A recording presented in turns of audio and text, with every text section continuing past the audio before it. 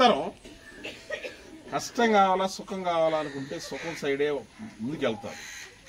అదేవిధంగా ఒక పక్క అరణ్యవాసాలు లాంటి వ్యవసాయ రంగం, రాజవైభవాలు లాంటి తప్పించుకోబోయే ఇంకొకటి ఉద్యోగాల రంగాల్లో ఉన్నప్పుడు ఎవరు దీని స్థాయిలు రారు.